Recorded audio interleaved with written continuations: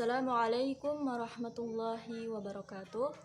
Bismillahirrahmanirrahim. Assalatu wassalamu ala asyrafil anbiya'i wal mursalin Sayyidina wa maulana Muhammadin wa ala alihi wa sahbihi ajma'in. Amma ba'd. Baik, pada pertemuan kita pada kali ini kita akan melanjutkan pembahasan kita mengenai ilmu tajwid. Nah, pada video kali ini kita akan membahas mengenai hukum nun sukun atau tanwin. Kemudian kita lanjutkan dengan membahas hukum mim sukun. Yang pertama yaitu hukum nun sukun dan tanwin terlebih dahulu. Nah, pada hukum ini terbagi menjadi beberapa bagian, yaitu yang pertama ada idhar halqi, kemudian idgham, kemudian iqlab, kemudian ikhfa. Nah, untuk idhar ini terjadi apabila nun sukun atau tanwin bertemu dengan huruf hamzah, ha, ain, ghain, ha, dan kha. Cara membacanya yaitu jelas. Kita ambil contoh. Kullun amana. Kullun amana. Jadi di situ ada tanwin yang bertemu dengan huruf hamzah, maka dibaca jelas. Jadi di situ lamnya berharokat dhammah tain, yaitu tanwin yang bertemu dengan huruf hamzah. Kullun amana. Kemudian contoh yang kedua yaitu min ahlil kitab. Min ahlil kitab. Jadi di situ ada nun sukun yang bertemu dengan hamzah. Min ahlil kitab. Kemudian contoh yang ketiga, alam anhakuma. Alam anhakuma. Jadi ada nun sukun yang bertemu dengan ha, yaitu salah satu huruf izhar. Jadi sama membacanya ketika kita bertemu dengan huruf izhar ini tadi, yang keenam huruf ini apabila nun sukun atau tanwin bertemu dengan huruf yang keenam huruf ini tadi, maka dibaca dengan jelas. Kemudian yang kedua yaitu idgham. Nah, idgham ini terbagi menjadi dua bagian, yaitu ada idgham bi gunnah dan idgham bila gunnah. Nah, idgham bi gunnah ini terjadi apabila nun sukun atau tanwin bertemu dengan huruf mim, nun, waw, dan ya. Cara membacanya yaitu dengan menggunakan gunnah 1/2 alif. Contohnya mayya'mal. Mayya'mal.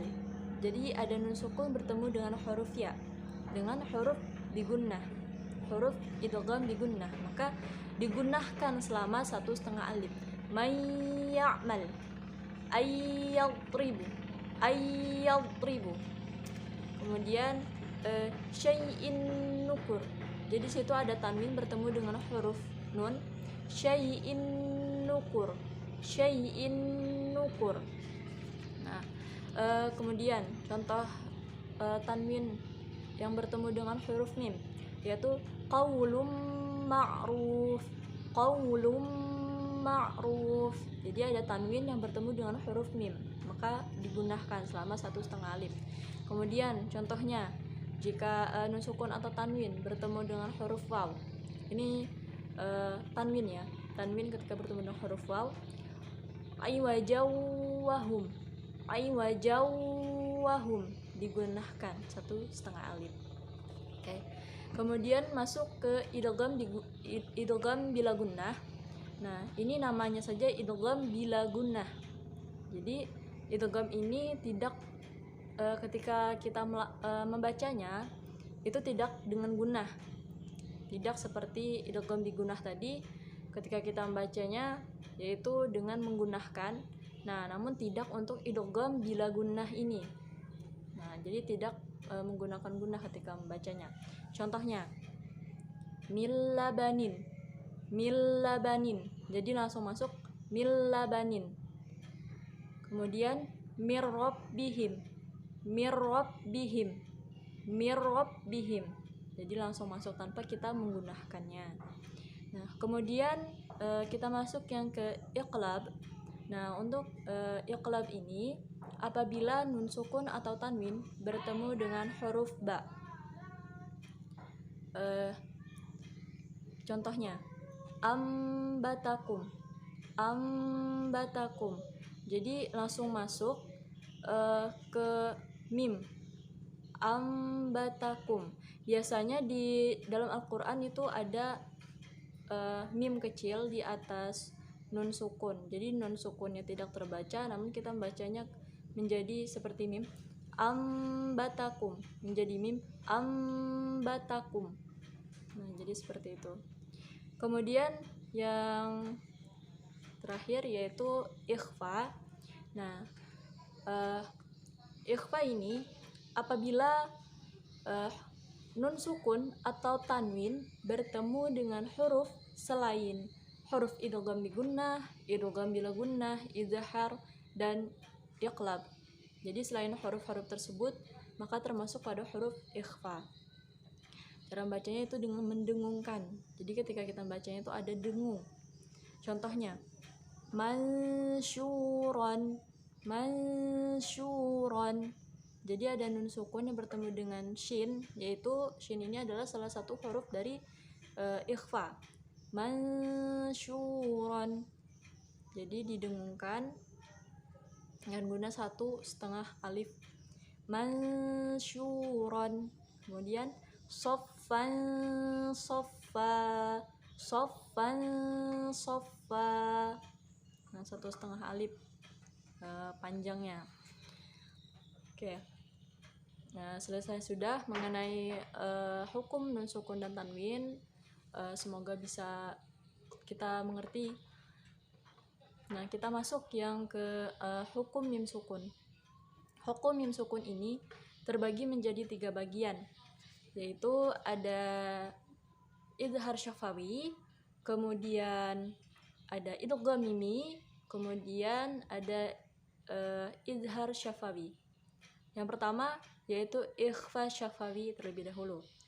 Nah, ikhfa syafawi ini apabila mim sukun bertemu dengan huruf ba, maka cara membacanya yaitu menggunakan huruf mim 1,5 alif, selama 1,5 alif. Nah, contohnya, inna rabbahum bihim, inna rabbahum bihim. Nah, menggunakan huruf mim.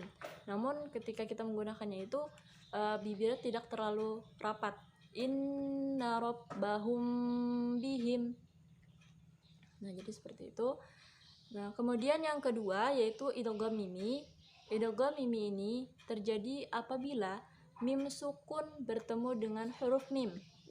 Nah, mim pertama ini diidghamkan atau dimasukkan ke dalam mim yang kedua dengan tempo gunnah yang dipanjangkan. Jadi panjangnya 1,5 alif. Annahum muhtadun. Ini contohnya. Annahum muhtadun. Nah, jadi ada mim sukun yang bertemu dengan huruf mim, yang mana huruf kedua mim tersebut mimnya itu berharakat, sedangkan huruf mim yang pertama itu sukun. Jadi mim sukun bertemu dengan huruf mim yang berharakat. Kemudian yang ketiga yaitu izhar syafawi. Nah, untuk izhar syafawi ini terjadi apabila mim sukun bertemu dengan huruf selain mim dan ba. Jadi huruf ba ini tadi kan adalah huruf ikhfa syafawi, kemudian yang mim ini adalah huruf idgham mimi. Jadi selain pada huruf tersebut maka termasuk pada huruf izhar syafawi. Cara membacanya itu jelas. Kita ambil contoh. An'amta, an'amta. Jadi situ ada mim sukun yang bertemu dengan huruf ta. Nah, huruf ta ini adalah salah satu huruf izhar syafawi. An'amta, jelas. Alhamdulillah, alhamdulillah. Jadi situ ada mim sukun yang bertemu dengan huruf dal, maka dibaca jelas. Oke, mungkin sampai di sini pertemuan kita pada kali ini. Salah hilap mohon maaf, jika ada kekurangan saya mohon maaf. Ini pentingnya kita belajar ilmu tajwid, agar kita ketika kita membaca Al-Quran itu kita bisa membacanya dengan cara yang baik dan benar. Maka kita penting juga untuk belajar dengan orang-orang yang lebih paham akan ilmu ini. Oke, jadi sampai di sini dulu pertemuan kita. Semoga bermanfaat. Wassalamualaikum warahmatullahi wabarakatuh.